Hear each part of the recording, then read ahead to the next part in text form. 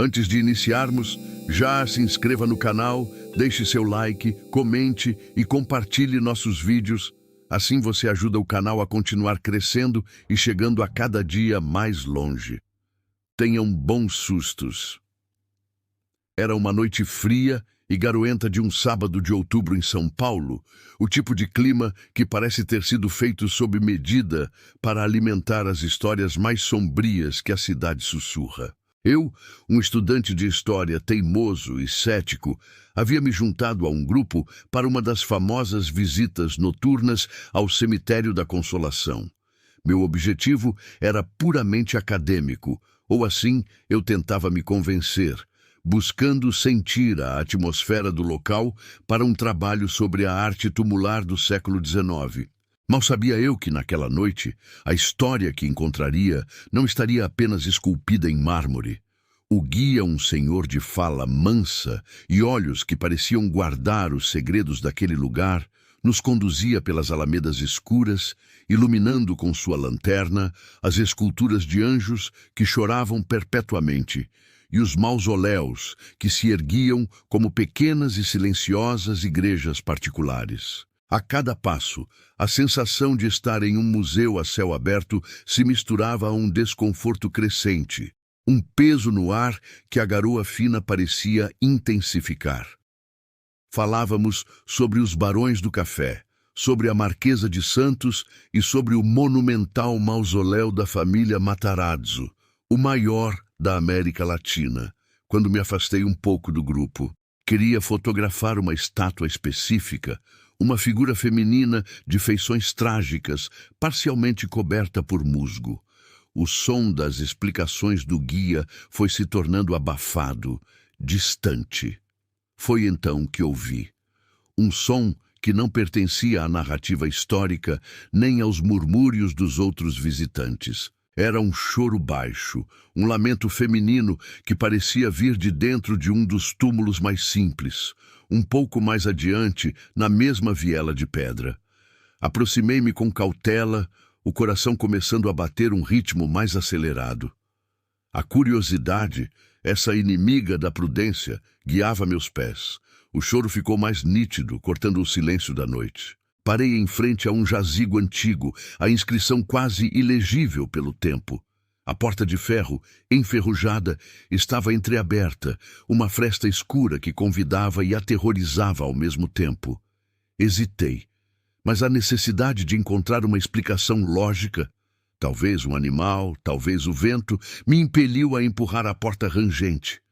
O interior era um breu absoluto. Acendi a lanterna do meu celular e o facho de luz revelou um pequeno altar com flores murchas e uma fotografia antiga, desbotada, de uma jovem de olhar triste. O choro havia cessado no exato momento em que a luz tocou a imagem. Um arrepio percorreu minha espinha.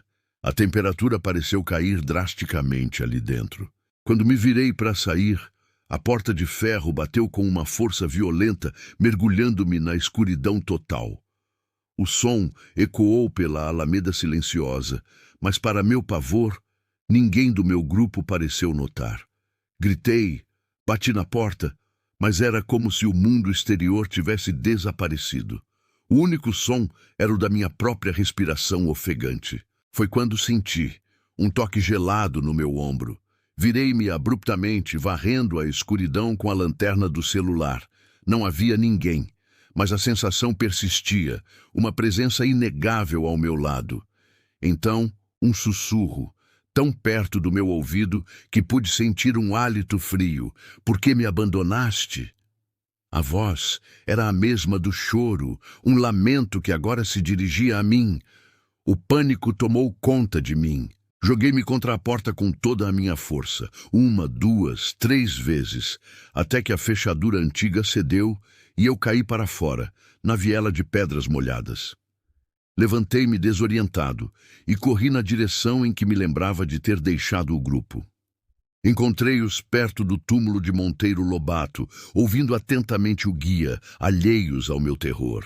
Tentei explicar o que havia acontecido, a voz trêmula, o corpo ainda tomado pela adrenalina. O guia me olhou com uma expressão que não era de surpresa, mas de uma compaixão cansada. Algumas almas aqui não encontraram a consolação que o nome deste lugar promete, disse ele em voz baixa, antes de mudar de assunto e continuar o passeio. Nunca mais voltei ao cemitério da Consolação. A lembrança daquela noite, do choro, do toque gelado e do sussurro desesperado permanece vívida em minha mente. Abandonei meu ceticismo em uma tumba escura e anônima. E até hoje, em noites frias e silenciosas, às vezes penso ouvir ao longe o eco de um lamento, uma pergunta que nunca poderá ser respondida.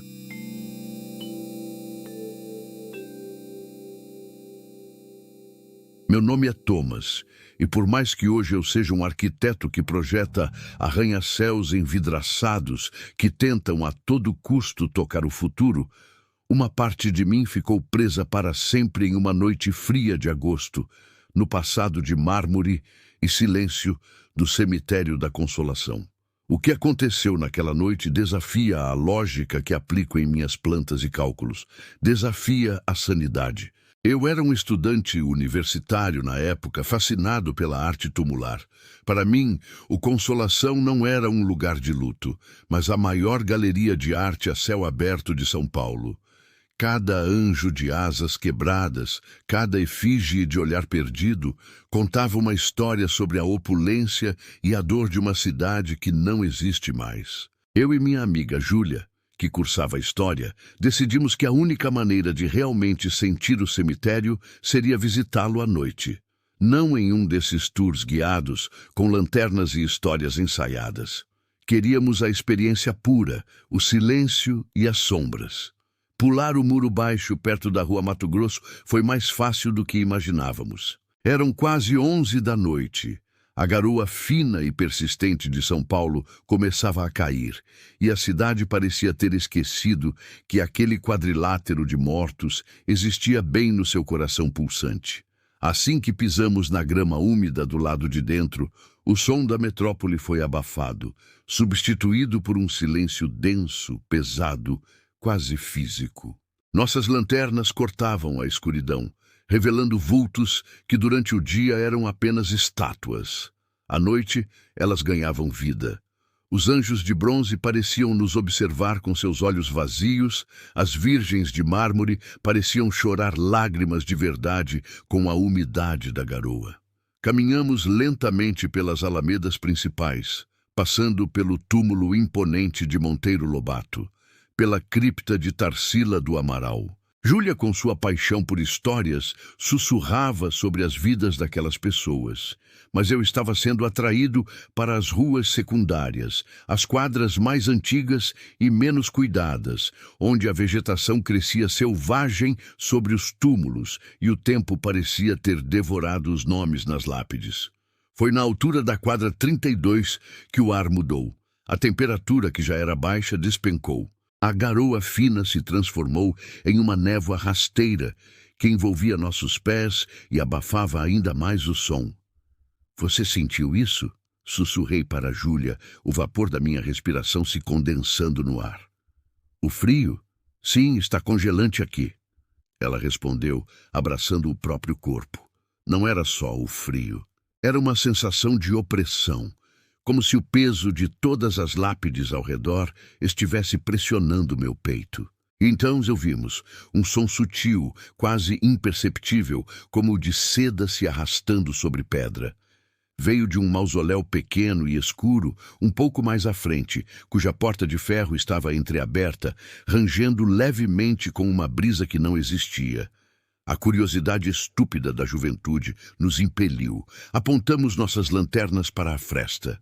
O facho de luz revelou um interior empoeirado, com um pequeno altar de mármore, e ao fundo um vitral que, mesmo sujo, ainda refletia nossas luzes em fragmentos de cor opaca. O som de arrastar cessou. Deve ser um gato ou um gambá, disse Júlia, a voz tentando soar mais corajosa do que realmente estava. Foi quando eu vi. Por uma fração de segundo, no reflexo do vitral, uma silhueta escura passou atrás de nós. Um vulto alto, magro, com algo que parecia um chapéu de abas largas. Girei a lanterna bruscamente, iluminando a alameda vazia. Não havia nada além das cruzes e dos anjos imóveis. "O que foi?" perguntou Júlia, assustada com meu movimento súbito. "Acho que vi alguém", falei, o coração martelando contra as costelas. "Vamos voltar."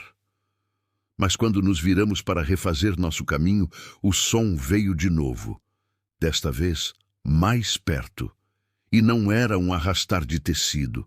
Era um sussurro, uma única palavra que pareceu ser carregada pela névoa e entrar diretamente em nossos ouvidos. "Fiquem." A voz era masculina, rouca e antiga, como o raspar de uma pá em terra seca. Paralisamos. O medo, antes uma faísca, explodiu em um incêndio gelado que percorreu minhas veias. Júlia agarrou meu braço com uma força que eu não sabia que ela tinha, suas unhas cravando na minha jaqueta. Apontamos as lanternas em todas as direções, os feixes de luz dançando freneticamente entre os túmulos. E então, a luz da minha lanterna pousou em algo. Ao lado de uma sepultura simples, com a foto desbotada de uma senhora sorridente, estava um par de sapatos sociais masculinos, pretos e impecavelmente polidos, como se tivessem acabado de ser engraxados. Mas estavam vazios, e ao lado deles, no chão de granito molhado, não havia pegadas, exceto as nossas. O sussurro veio de novo, desta vez de outro lugar, atrás de nós.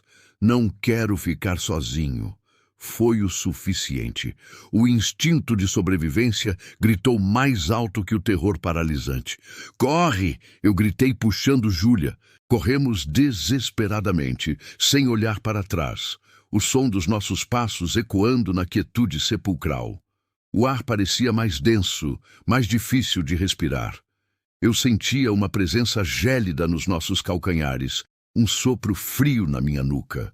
Ouvi um som que me assombra até hoje, uma risada baixa e gutural, que parecia vir de todos os lugares e de lugar nenhum ao mesmo tempo.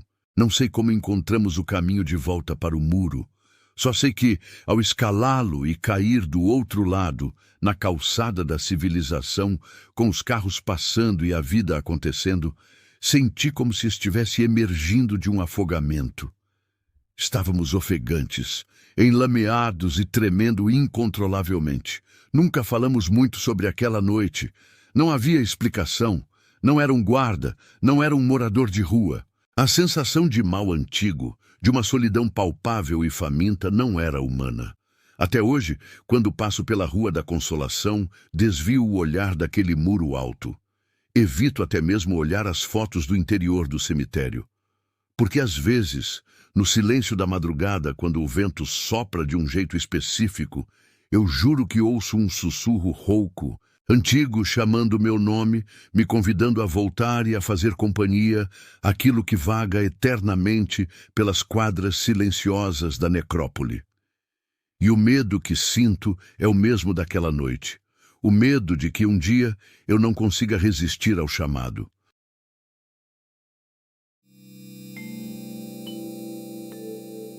Meu nome é Daniel. Eu sou light designer. Trabalho com a forma como a luz e a sombra interagem para criar emoções. Ironicamente, foi uma noite em que perdi todo o controle sobre elas que redefiniu o conceito de medo para mim. Tudo começou com uma ideia estúpida, nascida de uísque barato e arrogância profissional. Eu e mais 2 amigos, a fotógrafa Marina e o historiador amador Caio, decidimos que faríamos um ensaio fotográfico clandestino no Cemitério da Consolação. O tema: a erosão da memória. Queríamos capturar como a noite, a umidade e o tempo devoravam os nomes e os rostos esculpidos em mármore. Éramos jovens, presunçosos e achávamos que o único fantasma que encontraríamos seria o da decadência artística. Entramos por um trecho do muro na Rua Mato Grosso, por volta da 1 da manhã de uma terça-feira. A cidade lá fora pulsava, um monstro de concreto e neon. Mas assim que nossos pés tocaram a grama encharcada do lado de dentro, o som morreu. Foi como entrar em uma câmara anecoica. O ar ficou pesado, gelado, com um cheiro denso de terra molhada, lírios velhos e algo mais. Um odor metálico, quase imperceptível, como o de uma moeda antiga, guardada por muito tempo em uma mão fechada. Começamos a trabalhar.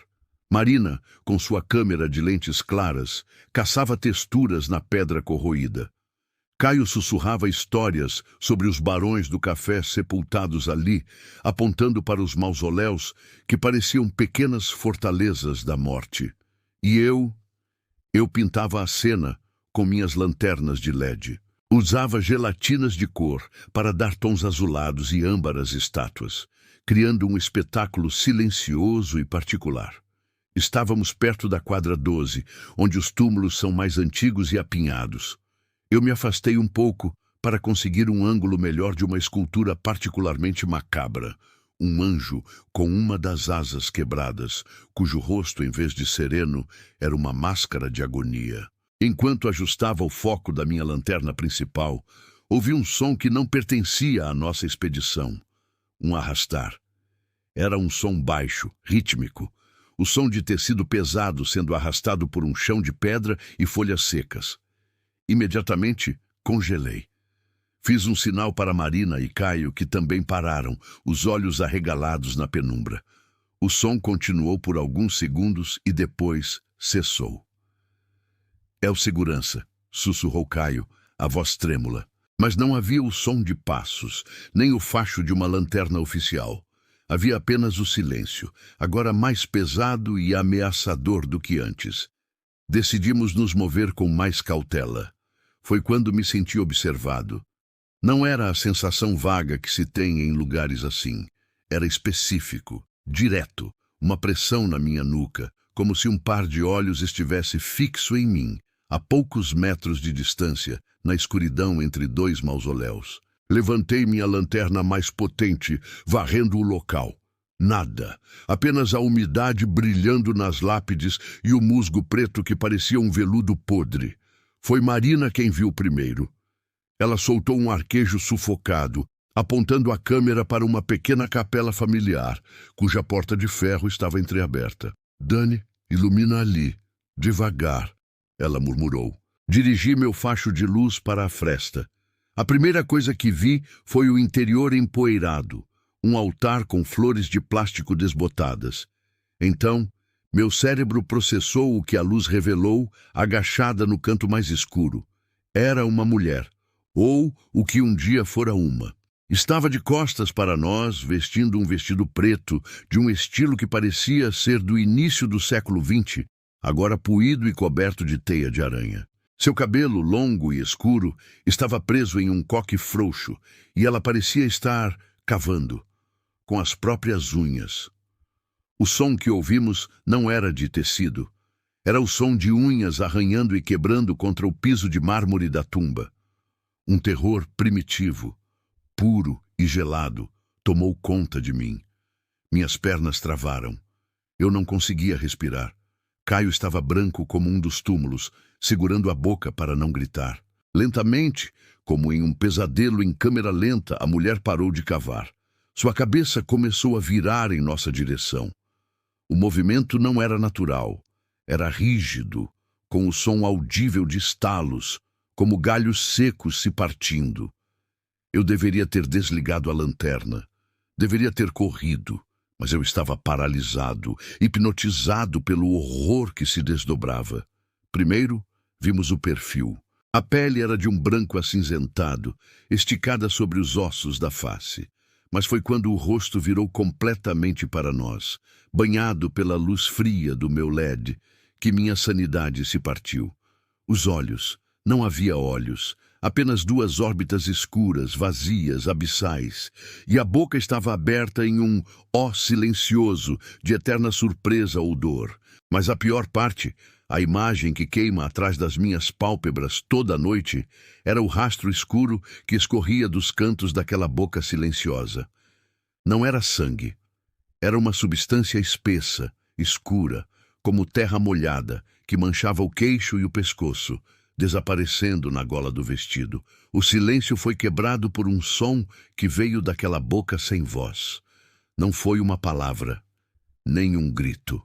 Foi um sopro longo, sibilante, que pareceu carregar consigo todo o frio e o abandono daquele lugar.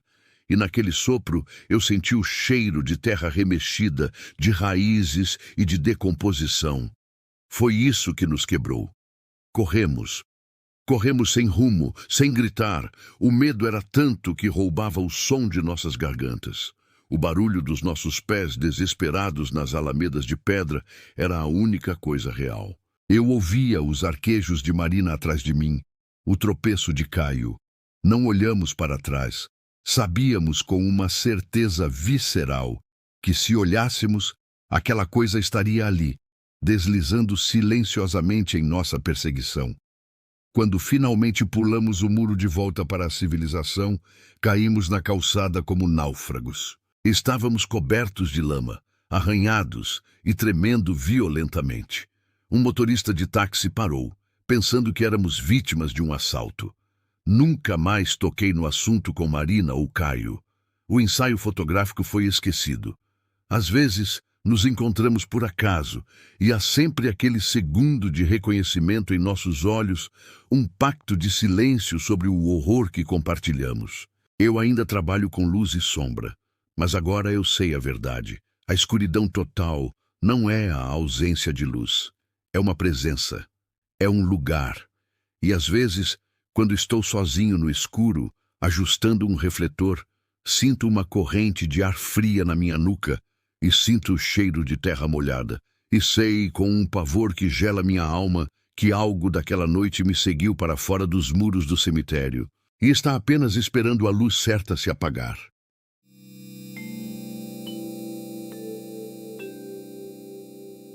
Meu nome é Léo e eu sou técnico de som. Meu mundo é feito de frequências, decibéis e principalmente da textura do silêncio. Era exatamente isso que eu buscava naquela noite de novembro, o som do silêncio absoluto. Meu projeto para a faculdade era capturar a paisagem sonora da quietude, em locais historicamente carregados de São Paulo. E não havia lugar mais carregado que o Cemitério da Consolação. Entrei pouco depois da meia-noite. Não foi difícil. Uma seção do muro perto da rua Coronel José Eusébio estava baixa. No instante em que pisei na grama úmida, o zumbido incessante da cidade foi cortado como por uma faca. O silêncio que me envolveu não era paz. Era um silêncio denso, pesado, como um cobertor de veludo encharcado. O ar cheirava a terra fria, a flores passadas e a mármore gelado. Montei meu equipamento com o cuidado de um cirurgião, um gravador de campo de alta sensibilidade e um par de fones de ouvido que isolavam qualquer ruído externo. Meu objetivo era capturar o som ambiente puro. O vento sibilando pelas esculturas, uma folha seca se arrastando no chão de pedra, talvez o chamado distante de uma coruja. Caminhei lentamente pelas alamedas, entre os anjos de bronze que pareciam me seguir com seus olhos vazios e as criptas que se erguiam como casas adormecidas. Com os fones, cada som mínimo era amplificado. O farfalhar das minhas próprias calças soava como uma tempestade. Eu estava imerso. Foi quando estava perto do mausoléu da família Matarazzo, aquela fortaleza de pedra, que ouvi a primeira anomalia. Não era um som do cemitério. Era algo limpo, claro e completamente fora de lugar. Uma única nota de piano, um dó sustenido, perfeitamente afinado. Ela soou cristalina nos meus fones e depois desapareceu. Tirei os fones. Silêncio absoluto. Coloquei-os de volta. Nada. Meu coração começou a bater mais rápido. Interferência de rádio. Pensei, tentando me agarrar à lógica. Algum sinal perdido. Continuei andando, tentando ignorar, mas meu ouvido treinado agora estava em alerta máximo. Fui para uma das quadras mais antigas, onde os túmulos são mais simples, corroídos pelo tempo. Foi lá que ouvi de novo. Desta vez, não era uma nota só. Era o começo de uma melodia, uma canção de ninar. Lenta, hesitante, como se tocada por dedos pequenos e incertos. O som era impossível. Era puro, sem a reverberação de um ambiente aberto. Soava como se estivesse sendo gerado diretamente dentro dos meus fones de ouvido, ou pior, dentro da minha cabeça. Girei em 360 graus, o microfone direcional em punho, tentando encontrar a origem. O sinal ficava mais forte quando eu apontava para um pequeno jazigo, quase escondido atrás de uma árvore retorcida. A lápide era simples, o nome quase ilegível Sofia, 1912-1918. Havia uma pequena escultura de um cordeiro deitado no topo, coberto de musgo. A melodia da canção de ninar vinha dali, tênue, mas inconfundível. A curiosidade, essa doença da alma, me dominou. Aproximei-me, o cascalho sob meus pés soando como ossos, quebrando nos meus fones. Coloquei o microfone de contato, um pequeno disco que capta vibrações diretamente de uma superfície contra a porta de mármore gelada da tumba. O que veio a seguir quase parou meu coração. O som nos meus ouvidos explodiu. A melodia do piano estava lá, alta e clara, como se o instrumento estivesse a centímetros de mim. Mas agora havia mais. Por baixo da música ouvi o som de uma respiração infantil, irregular e sôfrega. E então, uma voz. A voz de uma menininha, cantarolando desafinadamente junto com o piano. Eu deveria ter arrancado tudo e corrido, mas fiquei ali, congelado, um voyeur auditivo do impossível. Então a melodia parou, a respiração cessou. Um silêncio ensurdecedor tomou conta dos meus fones. Eu podia ouvir meu próprio sangue pulsando nas minhas orelhas. E no meio daquele silêncio absoluto, a voz da menina sussurrou. Não era um sussurro vago ou distante. Era direto, íntimo, articulado no microfone de contato, como se a boca dela estivesse pressionada contra o outro lado da pedra. Você não devia estar escutando. Um choque elétrico percorreu meu corpo. Eu arranquei os fones de ouvido, jogando-os no chão. E no silêncio do mundo real, sem tecnologia, sem amplificação, eu ouvi um som que jamais esquecerei. Scrape. O som de algo pequeno, mas pesado, sendo arrastado do lado de dentro da tumba, contra a porta de mármore. Um som lento, deliberado. Scrap. Bump. Foi isso. Abandonei tudo, o gravador, os microfones, os fones, equipamento caríssimo que se tornou lixo amaldiçoado em um segundo. Corri como nunca na minha vida, o pânico me dando uma força que eu não sabia que tinha. O som dos meus próprios pés na alameda de pedras parecia o eco daquele arrastar, me perseguindo. Não parei até estar do outro lado do muro. De volta à segurança barulhenta e indiferente de São Paulo, o peito ardendo, a garganta seca de um grito que não saiu. Hoje não consigo mais trabalhar em estúdios silenciosos. O silêncio não é mais vazio para mim. Ele tem uma textura, ele tem um peso. E às vezes, quando tudo fica quieto demais, eu ainda ouço aquele dó sustenido, fraco, distante. Um convite.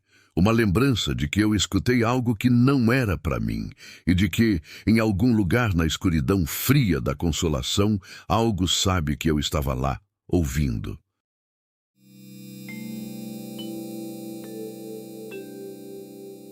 Meu nome é Maurício e por 15 anos a Noite Paulistana foi minha companheira de trabalho.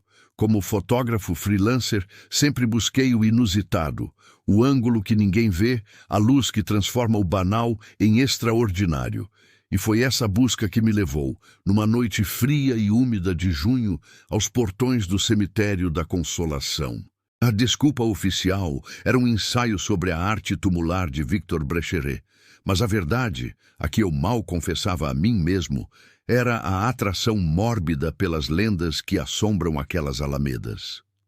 A atmosfera do cemitério à noite é algo que nenhuma descrição faz jus. O silêncio não é paz, mas uma tensão palpável, um vácuo preenchido pelo peso de milhares de histórias interrompidas. As copas das árvores, retorcidas e escuras, filtravam a luz alaranjada da cidade, projetando sombras que dançavam sobre os mausoléus como espectros inquietos. O cheiro de terra molhada e flores murchas entranhava-se no ar, um perfume fúnebre que arrepiava a espinha. Comecei meu trabalho na quadra dos artistas, onde os túmulos de Tarsila do Amaral e Mário de Andrade repousavam em uma tranquilidade quase profana. A luz da minha lanterna recortava as formas das esculturas, anjos de mármore com olhares vazios que pareciam me seguir na penumbra. Cada clique da câmera soava como uma profanação naquele silêncio sepulcral. Conforme a madrugada avançava, uma névoa rasteira começou a se formar, subindo da terra como se a própria morte exalasse seu hálito gelado. Foi então que decidi me aventurar pelas áreas mais antigas e menos visitadas do cemitério, em direção ao monumental mausoléu da família Matarazzo, o maior da América Latina, que, segundo as lendas, era um epicentro de atividades paranormais. Ao me aproximar, a grandiosidade da construção era opressora.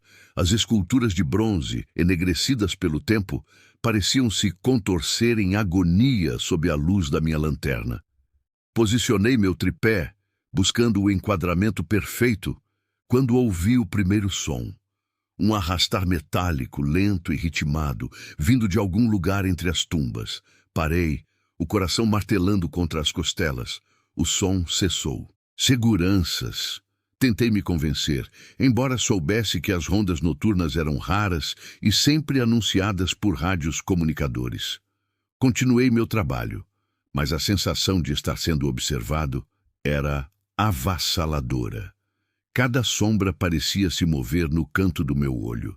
Foi então que o som retornou, mais próximo, acompanhado por um lamento baixo e gutural, um choro de dor que parecia emanar das próprias paredes de granito. Gelei. Aquele não era o som de um segurança. Movido por uma mistura de pavor e curiosidade jornalística, peguei minha câmera e, com a lanterna trêmula, segui na direção do som.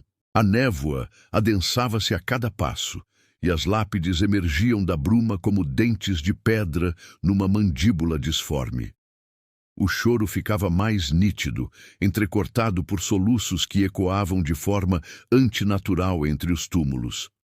Cheguei a uma pequena clareira, onde uma estátua de um anjo com as asas quebradas presidia sobre um túmulo anônimo e coberto de limo.